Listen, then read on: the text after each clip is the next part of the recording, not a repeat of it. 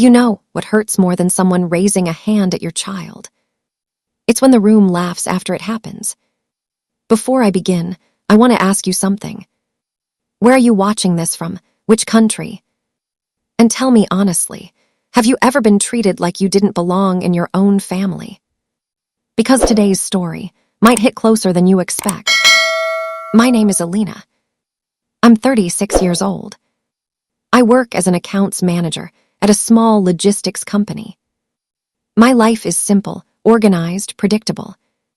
I like numbers. Numbers make sense. People don't always. Every morning, I stand in my kitchen eating the same breakfast from the same bowl. Not because I have to, but because routine feels safe. And for a long time, I thought my family was safe too. I was wrong. I have a son. His name is Noah. He's 7 years old. Quiet, careful, observant.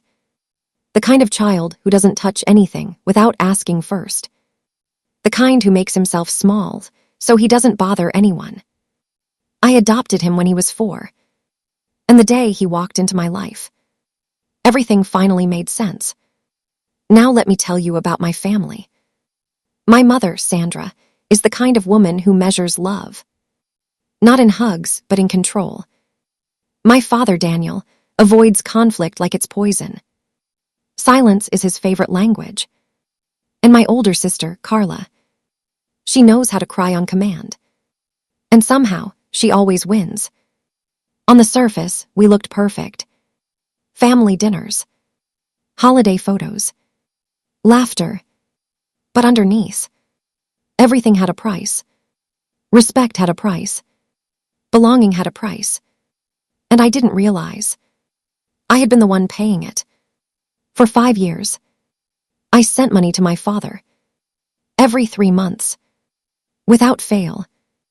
Just until things stabilize, he'd say. I believed him. I didn't ask questions. Because that's what you do for family, right? Until Christmas. That's where everything broke. We were sitting around the table. Lights glowing. Food served. Everyone pretending.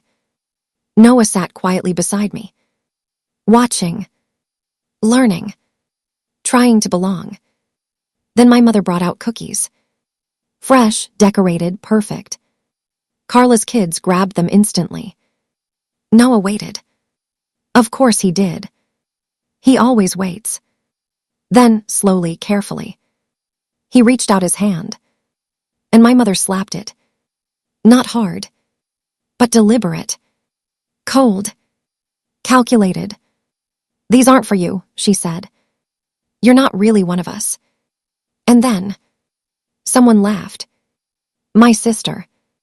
Then another voice joined. And just like that, it became normal. I didn't shout. I didn't argue. I stood up, took my son's hand, and walked out. In the car, Noah was quiet. Too quiet. Then he asked me something I will never forget. Did I do something wrong? I felt something inside me crack. Not loudly. Not dramatically. Just permanently. No, I told him. You did nothing wrong. He nodded, looked out the window, and said something that still echoes in my head. She doesn't like me, does she? That night, I didn't sleep. Instead, I did what I always do. I looked at the numbers.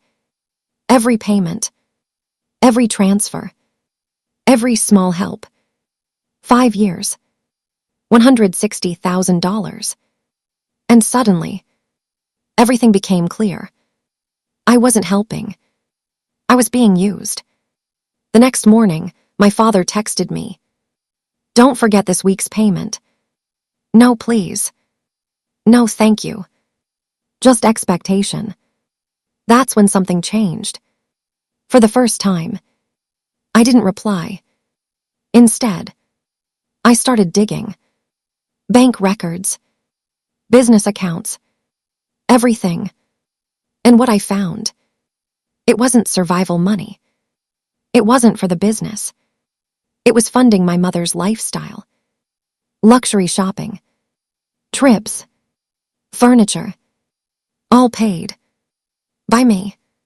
And the same woman, who couldn't give my son a cookie, was living off my money. So I made a decision. Quietly, calmly, completely. I stopped paying. No announcement. No warning. Just silence. 3 days later, my father called. Not texted. Called. "Why didn't you send the money?" he asked.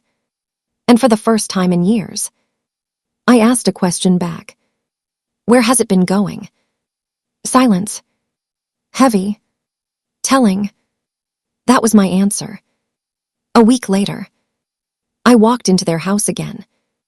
But this time, I didn't come empty-handed. I brought the truth. Printed. Organized. Impossible to deny. I placed it on the table and calmly said, "I want to talk about the money." The room shifted. I listed everything. Every payment. Every expense. Every lie. No shouting. No emotion. Just facts. My sister went pale. My father said nothing. And my mother. She cried. But not because she was sorry. Because she was exposed. "You're overreacting," she said. "You've always been difficult." And that's when I said the one thing I had been holding inside. "You hit my son and told him he doesn't belong. You don't get to call that love." Silence. Real silence this time. Then I closed the folder, put on my coat, and said, "I'm done paying for a family that won't even respect my child." And I walked out. For the last time. After that, everything collapsed. The business failed. The money stopped. The truth spread. And for once, I didn't try to fix it. Because some things are not yours to fix. Weeks later, I was in my kitchen. Same bowl. Same morning. Noah sat at the table, doing homework. Peaceful. Safe. Then he looked up and asked, "Can we have cookies for breakfast?" I smiled. Of course. We made them together. Simple. Messy. Perfect. And when they were ready, he took one. Without asking. That moment. That small, quiet moment. That was everything. Because healing doesn't look like revenge. It looks like safety. It looks like freedom. It looks like a child, finally feeling like he belongs. So let me ask you again.